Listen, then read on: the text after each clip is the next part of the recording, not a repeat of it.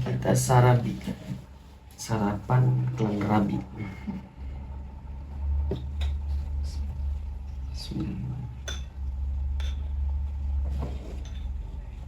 Jengkol. Kok mau dagang nggak? Ini Gede. boleh. Bismillah.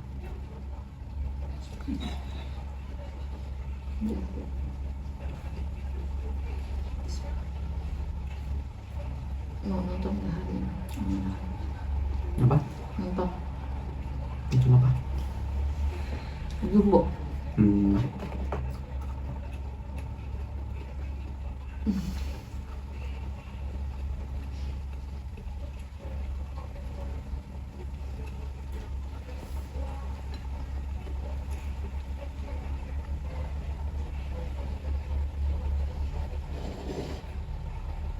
Udah sarapan gimana ya? Ini sarapan di ujung tenggorokan, ujung lidah banget.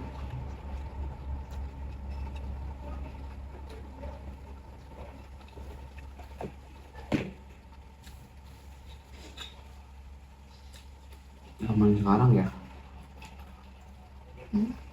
Itu kadang-kadang bukan kadang-kadang ya. Udah hampir dipukul rata ya.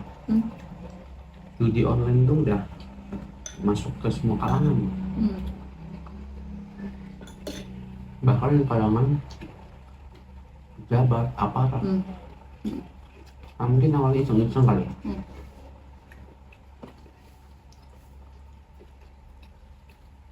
Kamu pernah nyobain? Mas Kali? Kalau dulu yang kayak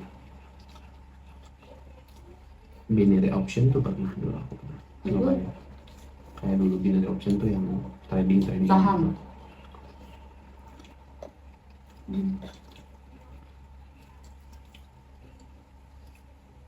Cuman aku lihat walaupun mereka sudah diedukasi ya bahwa judi online itu permainan bandar ya, tapi kayak benar-benar ketutup begitu.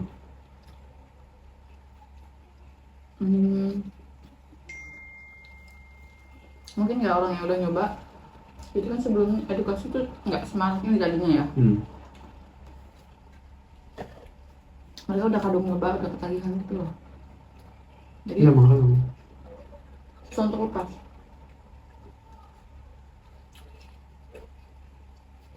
bener banget. Temen aku yang juga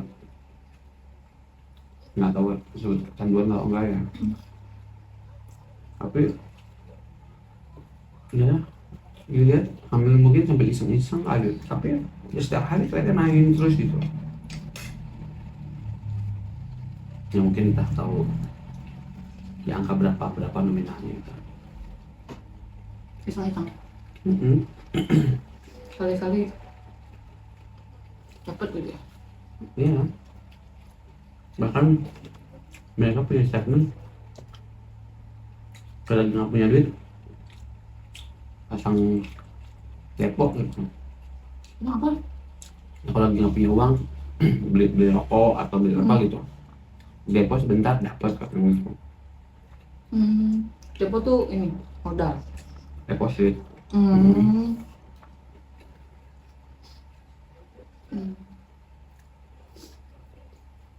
Cuman memang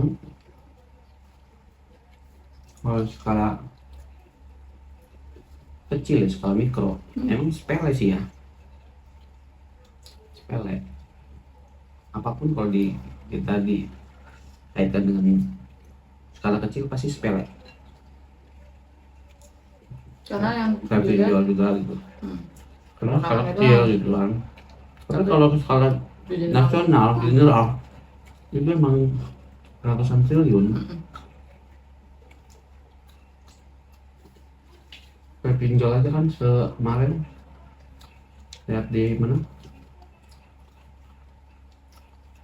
di media bahwa satu bulan kemarin aja di bulan Ramadan pinjol di Indonesia tuh tembus 78 triliun. itu legal.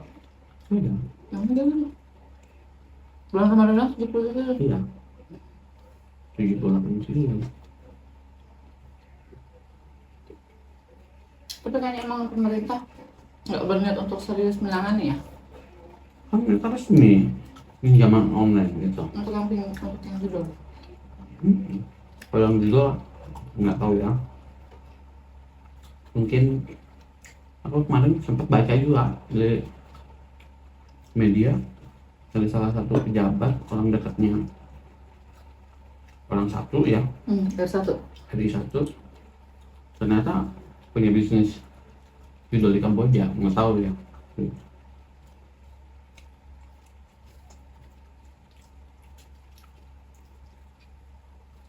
Makanya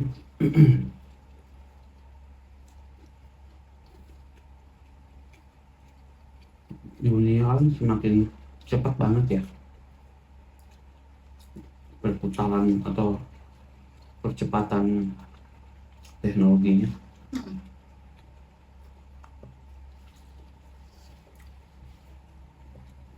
Nah, kan aku bikin status WhatsApp itu, bos Google bilang 2030 itu sudah tidak seperti dunia yang sekarang. Dunia 2030? Mm. 5 tahun lagi, 4 Iya. tahun lagi. Iya. Kehidupannya tidak konvensional yang sekarang, cepat banget. Namun tuh kalau diprediksi 2050 kan, cuma teknologi canggih, sekarang 2030 lebih cepat. Bahkan hampir rata-rata 70% tenaga itu akan digantikan oleh AI, termasuk kedokteran. Sudah tahu belum? Apa? Kedokteran AI. Enggak. Orang buta bisa melihat loh. Beneran. Hasil analisa AI ini. Jadi AI menciptakan scan lensa mata. Ada. Itu jadi pengobatannya melalui Teknologi. maksudnya tetap dokter yang mengobati tindakannya gitu, melakukan tindakan itu. Ya, kalau mengoperasikan alat.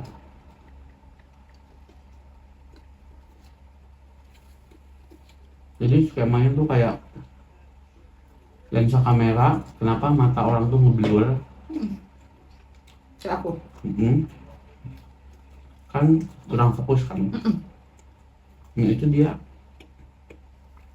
bikin sampel lensa gitu, CAI itu. Akhirnya udah lah, pokoknya ada.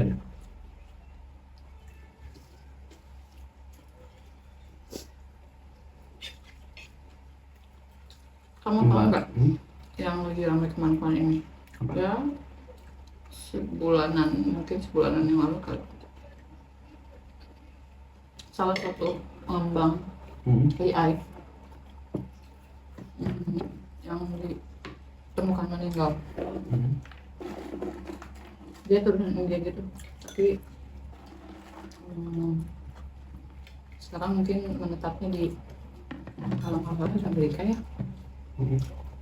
Koreksi kalau aku salah. Ditemukan meninggal katanya bunuh diri. Dia pengembang AI.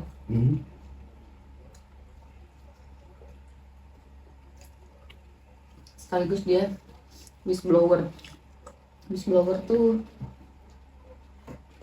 whistleblower apa namanya, saksi pelapor yang ngadu lah gitu. Ngadu. Mungkin bisa dikatakan saksi juga ya, yang melaporkan bahwa AI itu membawa lebih banyak mudaratnya daripada manfaatnya. Banyak orang pintar ngomong itu. Terus yang tragisnya tuh dia kan ditemukan meninggal di apartemennya. Setelah penyelidikan katanya dia bunuh diri. Tapi masa bunuh diri ada 2 peluru nyangsang di kepalanya.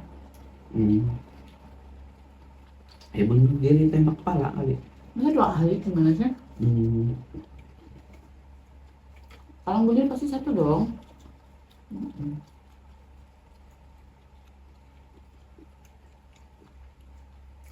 lakinya dibunuh. Iya. Tapi polisinya sudah menyatakan dia bunuh ya.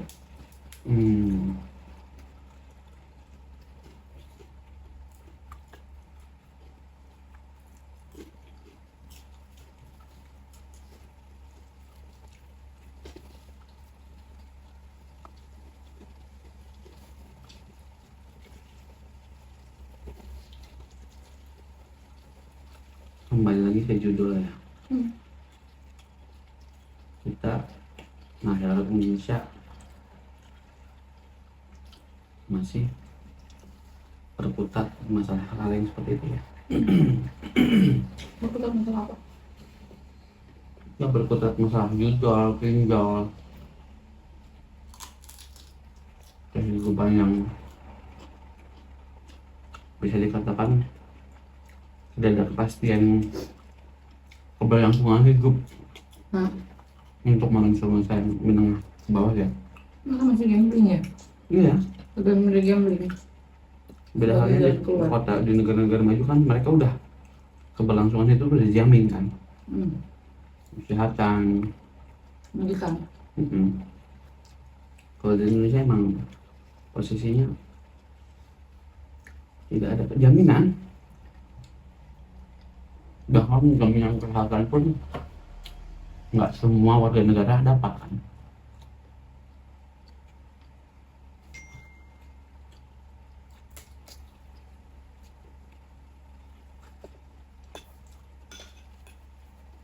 Padahal tuh Indonesia tuh kaya banget ya.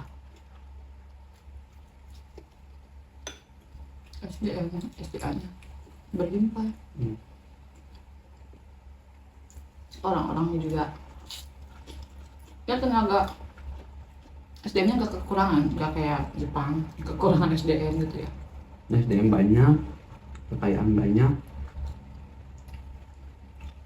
kekurangan itu tadi stakeholdernya, para pemegang kekuasaannya tuh kurang manusiawi,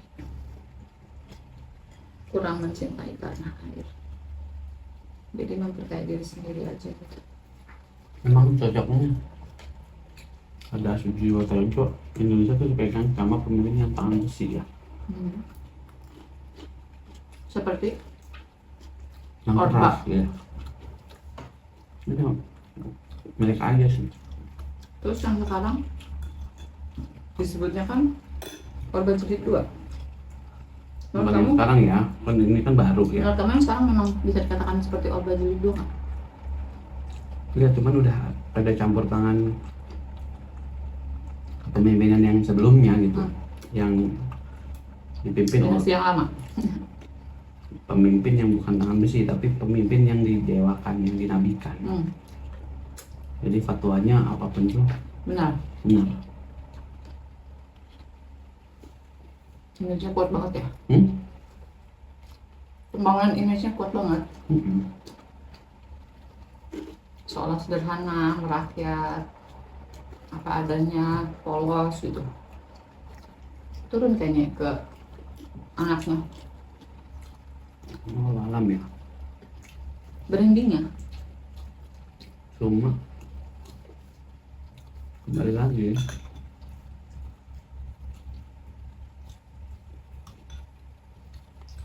Indonesia tuh dari zaman dulunya ya. Makanya bahasa Londo Ireng tuh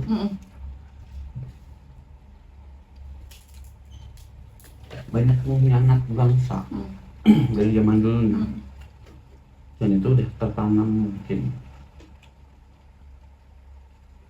Sebenarnya kalau sekarang semuanya terstruktur si Londo Irengnya ya, jadi berkumpul gitu.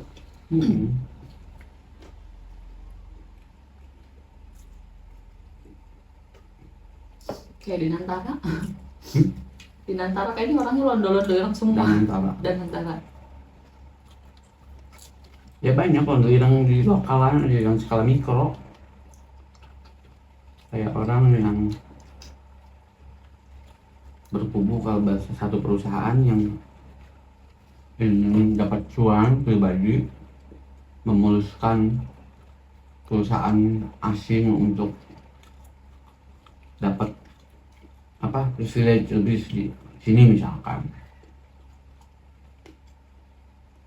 Ya, contohnya misalkan di level lurah atau RT RW kadang-kadang masih tuh udah bantuin saya dapetin makanya ini. terstruktur kata aku juga, Iya. dari pusat sampai ke yang kecil-kecilnya, sampai ke pelosok. Kalau dulu mungkin londo irengnya nggak semasif ini. Kalau ini kayaknya ya itu tadi, stakeholder kita tuh kebanyakan londo ireng. Orang-orang yang punya jabatan tuh maruk-maruk.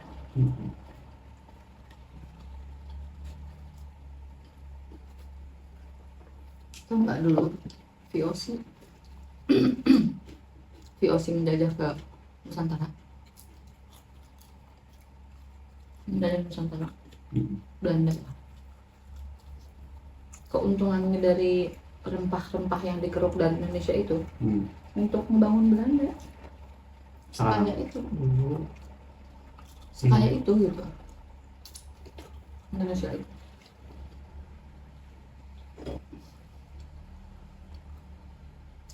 Iya, dan mereka juga mengakui bahwa mereka itu sebenarnya tidak hebat.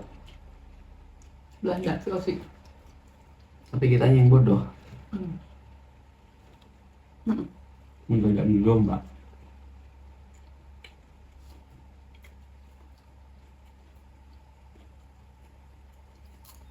Karena terkenalnya Indonesia itu, orang Indonesia itu ramah-ramah katanya. Bangga dengan itu aja ya. Jadi dicolong juga senyum aja.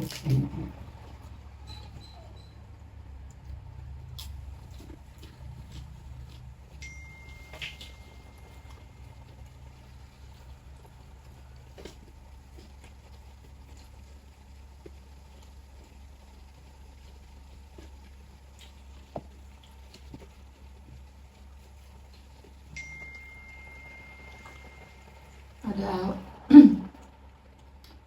kekhawatiran ya, masa depan anak-anak tuh gimana ya? 10 tahun dari sekarang gitu. Abang sekarang mau 10 tahun lagi dia harus survive gitu. udah harus bisa survive gitu.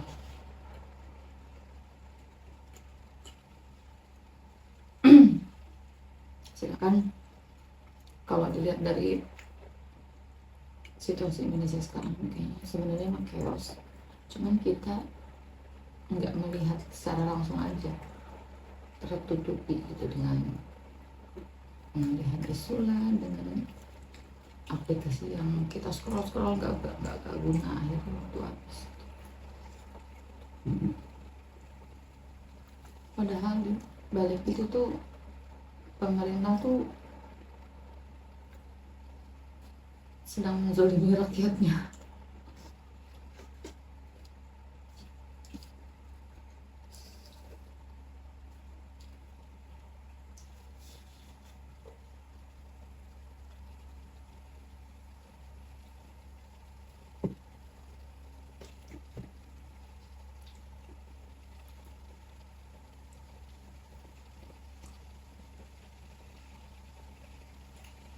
Cuman kembali lagi,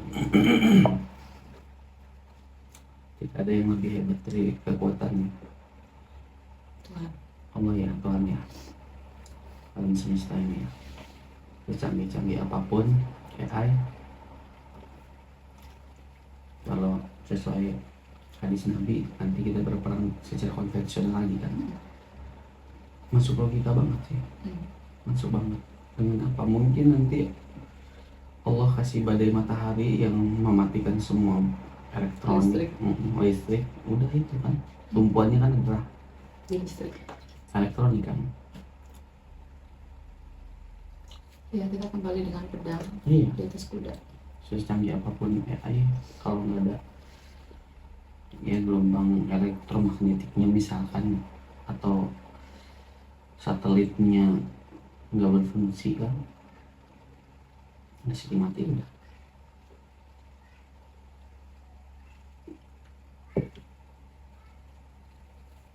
Alhamdulillah.